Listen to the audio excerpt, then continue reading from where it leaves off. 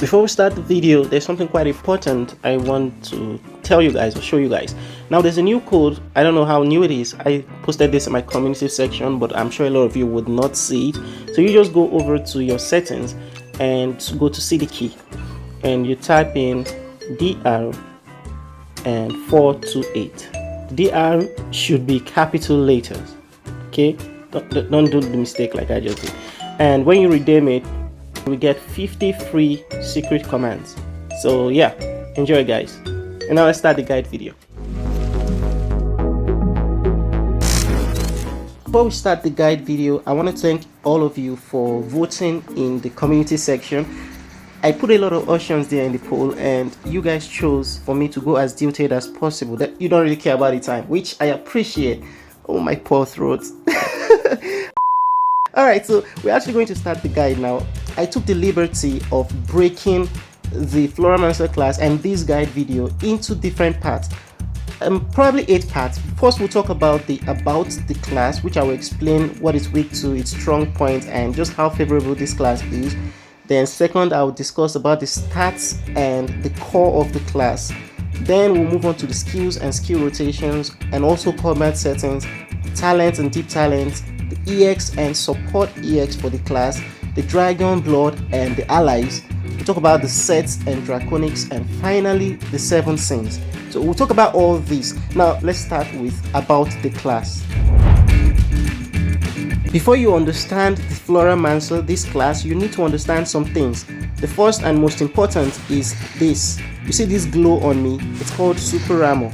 So you must understand what a super armor is before this class. Super armor just prevents you from being stunned. I'm sure all of you would have been stunned once or twice while playing Raja. There's no way you can play this game in PvP without being stunned. So this glow, super armor, it prevents you from being stunned. Then you need to understand what CC is. That's the act of actually stunning your opponent. You need to understand that. With those two things, you'll be able to understand this class a lot more. Those are actually what encompasses this class: stunning and super armor. Now the Floramancer is a physical class. I know you can see the whip that it uses, but actually it is a physical damage dealing class. It has nice CC, which is stuns. It has nice mobility, not that much, but I mean, hey, it can teleport, so that is something pretty cool. See, it can teleport, which is a nice mobility in my book. And then it also has invisibility, which I just did, and bleeds. It bleeds a lot. The bleeds in this class are insane. Honestly, it almost competes with the puppeteer in bleeding, but the puppeteer excels in bleeding way more than this.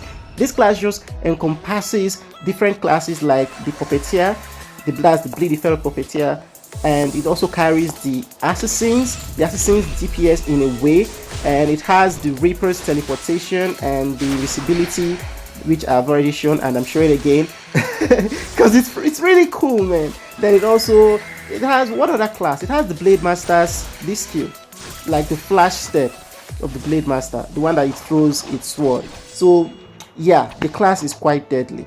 I'm not actually sure if I would say it's stronger than the Illusionist currently, because you know how overpowered the Illusionist damage is. It hasn't been nerfed at the making of this video, so yeah, the Illusionist is still kind of stronger than this in damage. So don't go head to head against the Illusionist using this class for now. You're gonna get killed. Next is the weak points. The weak points of this class are, it is weak to stuns. I mean, even though it excels in stunning, it can't really accept much stuns, and even with this skill that can remove stun from itself, it still can get stunned immediately. It removes it. So yeah, it sucks. And yes, I know there's a deep talent that can give you super armor, which I have used before. Trust me, that doesn't work. Bruh. You still get stunned crazily. And the problem is you are so busy trying to stun your opponent, you end up forgetting you have to keep your super armor on by dashing most of the times. Or you just end up using all the dashes at once if you are not that good with dashing. Now another weak point of this class is that the skills aren't affected by CDR. Let me show it to you guys real quick. Let's say I use the Vortex EX right here that reduces skills cooldown, and let's use a powerful skill and Vortex. You see, it actually, the cooldown is still the same. No matter the CDR you have, it doesn't affect it. So it is almost like using an assassin. You know how assassin's crystal cupping was affected before? It's like using that 247 when using this class, which kind of sucks, to be honest. Assuming it was affected by CDL, that its Qs can be reduced with CDL effects and stuff, it would have been crazy, but sadly it can't. Now another weak point to this class is in class section, in the class department. This class is weak to the Reaper. Okay, I'll just come out and say it is weak. Other classes get stunned by this, but I just found it funny that the Reaper can just teleport out of the stuns like nothing happened. You serious? Also, the assassin can defeat this class as well, but you have to be quite patient using the assassin and make sure that you don't get caught by this. Whenever you get caught by that, just get into your crystal coffin. I'll make dedicated videos using other classes against this class, so just stay tuned. If you haven't liked, by the way, if you haven't liked subscribe to the channel, please do, guys. It's really helpful to me, trust me. I mean, you like it. Can't you see this nice cute girl? I mean, subscribe for her, make her happy. Forget that my voice sounds like a guy, okay? I'm a nice anime girl. Nope. So this class is also, forget the weak points, it's also strong against classes like the Blade Masters, the Fighters, the Skateboarders. Any physical class can be weak to this class. Although the class is also weak to the Phantom Sounds Poison Pool, which kind of sucks. Yeah, so if a Phantom Sound spams this class Poison Pool, then you're pretty much dead as this class. Sorry about that, but yeah, it is what it is. So now moving on to the stats. For the stats of this class, I would suggest you go, of course, it's a physical damage dealing class, so increase your physical attack. To do that, you need to do the normal methods you use and include your strength in your stats, in your equipment gears, include strength and include physical attack in as many of your equipment gears as you can. Then next, you also want to have your earth element attack in your gear, because this is an earth attacking class. Please don't use elemental defenses. This one you see here, I was actually working or testing to see if the wind element defense or any of the elemental defenses can work, but yeah, it doesn't really help. Don't waste your stat slots using that. Then also you also want to have an above average defenses. Your defenses, just make them above average, don't go too crazy in it. No matter the amount of defense you have as this class, you're still going to die quite easily once you get stunned and stuff. So yeah, unless you have a will that you have a lot of rating advantage against your opponent, don't bother doing that. Next, you want to go for critical level, increasing your critical level and your ammo penetration. These two stats are very important. Now for your MS, it can be the lowest but not the last. The last thing you should increase with this in this class should be your CDR. It's not really useful at all for this class, so yeah, don't bother with this. Don't bother with your CDR stat, guys. Just ignore that, because there are two builds. The first build will be the balance build, which I kind of like. It is the 9 fire, the 5 wind, and 2 water. And just hold on, guys. I know you're already being like, but you said CDR isn't useful. Why are you still using water gem? Just chill. It's insight. Insight actually increases not just your CDR, it also gives you, see it right there, ammo penetration +4. It also gives you ammo penetration, and ammo penetration is something you should have in this class. So instead of going for 2 earth, trust me, that doesn't really give you much defenses. Maybe in the lower levels it might give you something useful that's below the level 90s, but you don't even get this class till you are level 90, so there's no point in you having that. And for the second build, which is the critical style, you're going to want to use 9 wind, 5 fire, and 2 water as well. Just put that in there. Moving on to the next section, which is the skilled rotation and also the combat strategy or the combat settings. For those of you guys that like auto, trust me, auto is very important for this class. Now this class has some similarities with a couple other classes. The first is, if you look up there, you see the flower seeds. That's this charge time up there, that's called flower seeds for the class. I won't go into the technicalities too much, but yeah, it's very OP. The more of it you have, the more buffs you get. Now the second thing we'll talk about is the default attack, that's this thing that turns its fairy into like a dart or so. Anyway, it can entangle your opponent. When they say entangle means stunning your opponent in this class, and it's just the worst type of stun, and the fact that the opponent won't be able to move at all. Then for the main skills, you just have 5 of them. We'll start from down up. The first one is this whip. Yeah, I don't remember the name, so we'll just call it whip for now. You're so dumb. It actually deals damage, has a 3 seconds cooldown, and has a chance to bleed the opponent, and also increases your flower seeds quite much. But that's not all. It can also entangle your opponent. It can also stun your opponent, which is kind of scary. This class is weird. Then the second skill is this Divine Field. It kind of reminds me of what's the name of the villain in Batman, the Poison Ivy woman. It's kind of crazy. Oh yeah, you see the budding of the flower. Your opponent shouldn't thank it. Are you kidding me? A few moments later. When you see this used against you, please get out of there as fast as you can. Once it blooms, I think it stays for about 3 seconds before blooming. It can entangle anything around it, any opponent around it. They won't be able to move. Also, it removes super armor from the enemy that it hits. So yeah, there's also that. Now the third skill is this. I forgot the name as well. I'll just call it the CC remover skill. Whenever you get stunned, imagine yourself getting stunned by Blade Master or whatever class. You can just use this and you get out of the stun, also dealing damage to the opponent. And also, if you have the deep talent that gives you super armor, it will give you super armor. You can get stunned again quite easily, so you gotta be careful. When I think the other classes, the only class that stuns it quite easily again is the Illusionist. Freeze set. That's 6 pieces of this set, the dexterity build. Where is it? This one. They can stun you quite easily again, and also the soul dancers, they can just keep you in a bubble forever or dock. So yeah, that's kind of bad.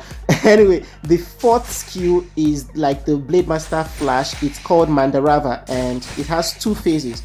So the first one that teleports to the opponent is what do you call it?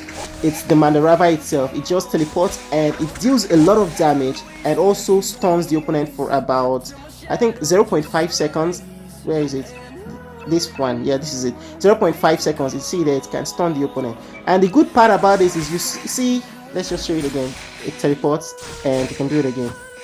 Now you see that it has 16 seconds cooldown, but every time you use this, you have a chance of resetting its cooldown. It's not working right now. One sec, guys. Are you kidding me? One sec, I'm gonna do this again till it works. Bruh. One eternity later. Alright, there we. Yeah, it took so long. Anyway, that is it. Now the final skill is this 5th one here that's glowed out, or is it grayed out rather. When you throw Vine Field, you can teleport wherever you are to the Vine Field, which is pretty cool. The invisibility effect you can see me having is from a deep talent. I will show it when we get to the deep talent section. So that's just it for the skills. You skill rotations. It depends mainly. If you're facing a Blade Master, a Puppeteer, a Fighter, or a Skateboarder, the skill rotation I like to use personally is most times you can just go with this, the number 2 Divine Field, to remove their super armor. Then you teleport to them with the 4th skill Mandarava, then quickly use your EX, and then you use the Mandarava 2nd state as fast as possible, and then you use this to get away from them and deal damage, and you have this. Then you can also use your EX as well. Now this depends on the EX you are using.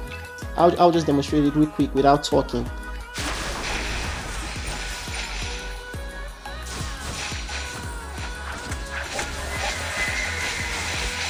So that's how you do it. But against other classes, you have to be more cautious. That's against the Reaper, especially against the Reaper.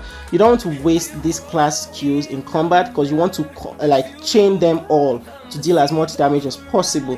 And if you target a clone and use all your skills against a clone, then yeah, you're screwed.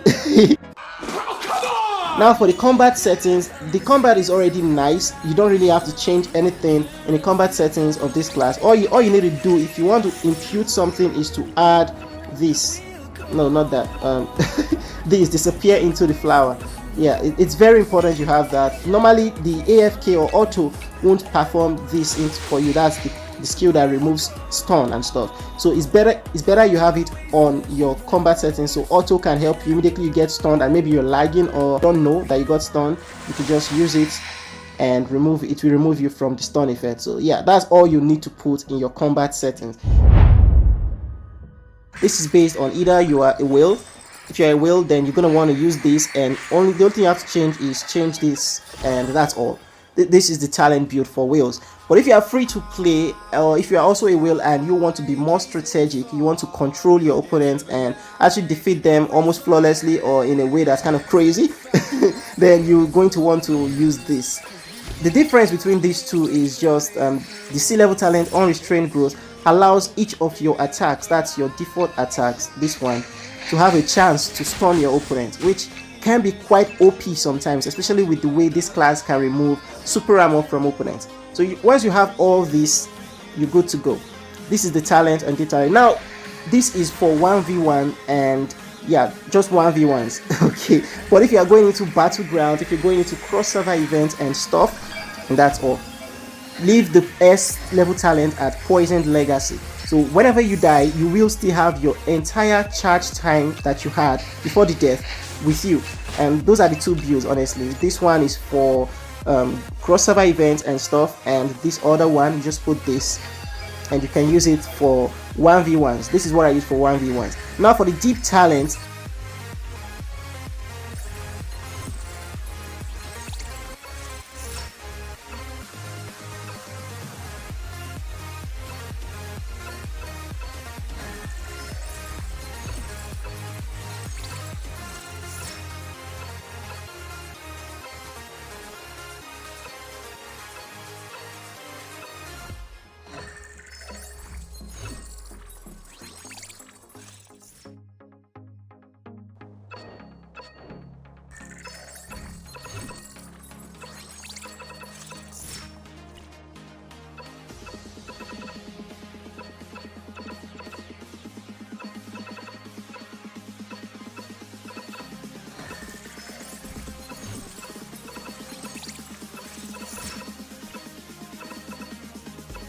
don't bother with this. You can compensate for this with the Dragon Blood that increases your critical rate, and also just 5% increase to critical rate and 5% increase to hit rate. I don't really value it that much. Now for EX, the class has two EX, which is the Deep Blood, and the second EX is the Blood Ura. Honestly, I won't suggest you go for the Deep Blood unless you want to get yourself a defensive build, which I don't advise for this class, especially if you are not very high rating. Don't bother with the first EX. Just use Blood Ura as your main EX. It is great and it helps you stun the opponents, preventing them from using their EX and a lot of other stuff. It's just an all-round good EX. Now for the support EX, for those above the level 100s, I would suggest you use Majesty for 1v1s. For 1v1s, Majesty is one of the best EX you can use, but it does have a weak point, which is mobile classes. It's not that good against the Reaper, it's not that good against some couple other classes, even like the Assassins. They can just avoid Majesty. So yeah, it kind of sucks, but against every other class, the Skateboarder, the Fighter, the Blade Master, the Soul Dancer, all these other classes are weak to this, except the Reaper and probably the Illusionist as well, because you know they get all those crazy buffs. Bruh. Then the other EX I'll suggest for you will be Holy Judgment. This is great for boost 1v1 for group battles and stuff. For this class, Holy Judgment is insanely good. And the third EX I'll suggest will be Dustbuster. So yeah, just have this for any place or anywhere you can use this EX.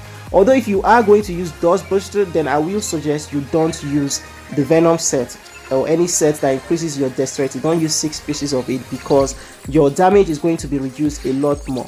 I would rather you use this, the one that increases your strength, that gives you more attack. So the damage you lose from using the Dustbuster EX is actually going to be reduced. Yeah, that's it for those above level 100. Then for those below level 100, I'll suggest you use Holy Judgment as well. This is one of the best at that stage. And then also Scorch is quite useful because there's just not many choices there. And finally Dustbuster as well. Those are the 3 EXs I think are good for this class. Now I know you're already complaining or worried or confused that why didn't I mention Minefield? Well, you can use Minefield with this class, but honestly, out of all my tests, it's just not needed. it's just not needed. You need something to increase your damage, and Minefield isn't really going to do that much, except you have a rating advantage against the player, or maybe the opponent was just really careless. Then yeah, Minefield is going to work for you. But in all the times I used it, I lost horribly. I mean, my arena was an example of that. I used it in arena and I still lost quite crazily. But when I switched to Holy Judgment, it was quite a life or a game changer in this aspect. For those who want to deal as much damage as possible, it will be the... It's not you, get away. Where are you? There you are, Wingless Owl. Now this has the ability to increase your critical rate and critical damage. I think it actually increases all the way to 12%, which is insanely better than, is way better than that deep talent that just gives you only 5%. Now the second one, this is just a theory. I haven't actually taught or practiced this. Is Lord of the Sky and Wind. I'm thinking this removes all control effect on self and gives you Superman and stuff. That remove all control effect, I'm wondering if it actually works against the Floramancer's stuns. I mean, if you get entangled and use this, does it remove it? I don't know, guys. Please let me know in the comment section if you've tried this out and if it actually works for you, or if it doesn't work for you. If it does, then this will actually probably be my new favorite dragon. Now the third dragon, it's actually Dragon Ghost, and it has the ability to summon cyclones and just silence your opponent for 6 seconds, which is crazy. So if you can use this combined with the stunning of this class, you can just keep on stunning your opponents continuously till you win. And the final dragon that I would suggest for you all will be the current one I use, which is Serpent Steel. It's just more like having a mini Scorch EX. For critical damage, you need the Trip Luminous or Airy.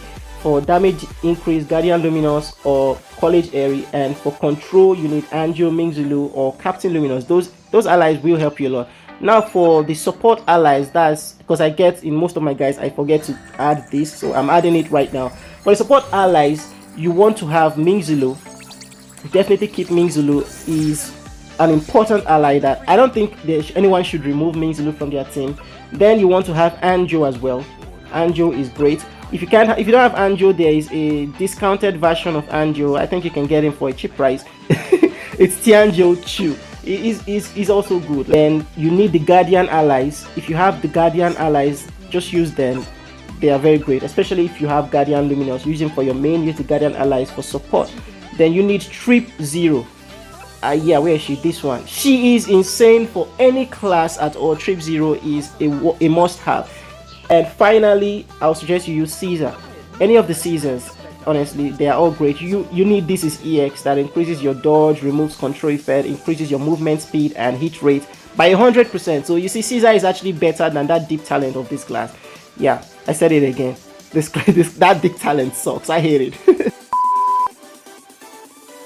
So the sets, the first I would suggest would be the freezing. If you want to go the freezing method, which I favor, then you need 6 of Thundery Fury for level 150s. For level 140 it will be Venom II, and for level 130s it's just normal Venom. I think for level 120s it's Frigga's Key. For level 110s it's Freya's Bowstring, and you can find it for the level 100s. I think the level 100s do they have anything like that freezes? Nope. The level 100's own doesn't freeze, so if you are below the level 100, you just ignore this one and go with your normal attack increasing one.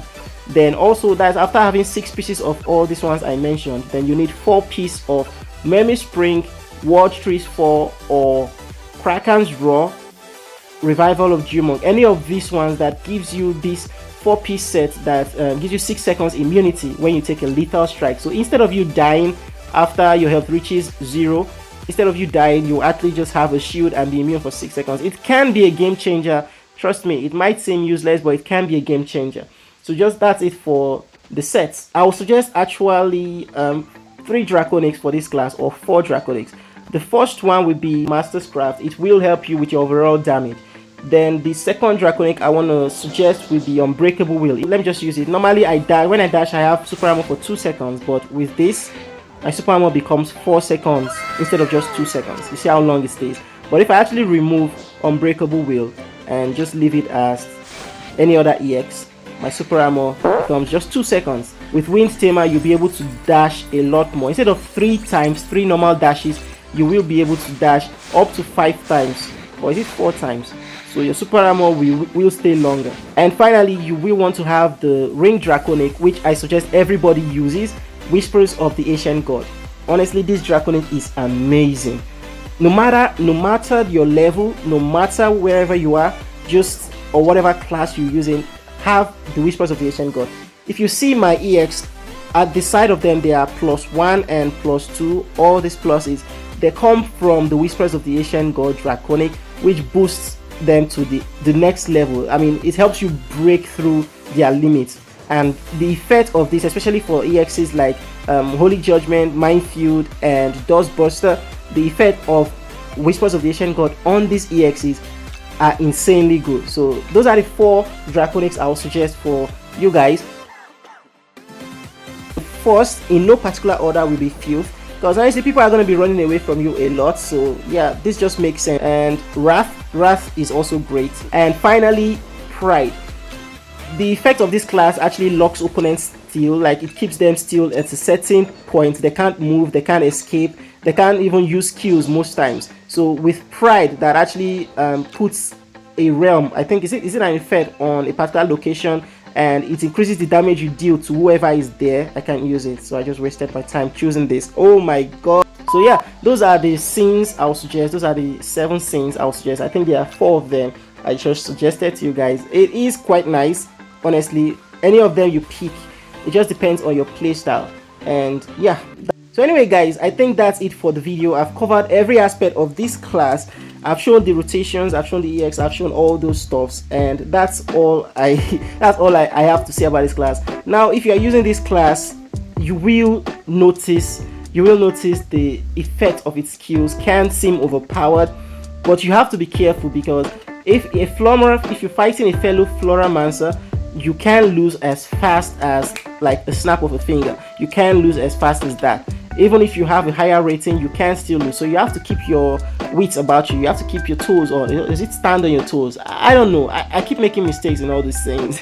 So yeah, that's it about this class. That's it for the video, guys. I hope that this guide has proved helpful to you. I would really suggest you use this class for PvE. If you notice, I didn't make any talent guide for PvE. But if you want to use this class for PvE, then definitely just switch this, and there you go, that's for PvE. But I won't suggest you use this for PvE. There are other classes that are a lot better than this for PvE. You have the Assassin, you have the Phantom Sounds, you have the Illusionist, you have all these other classes that are quite good for PvE. But yeah, that's it for the video. Thanks so much for watching. Please don't forget to leave a like, subscribe to the channel if you found this guide helpful, and if you have any comments, suggestions, any additions to put into this, just drop them down in the comment section below. If you have any guide video you want me to make on, or any normal video you want to make on, just drop them down there as well. And if I do find them you know, enticing enough, I might just make videos about it. Thank you so much for watching again, and as always guys, take care.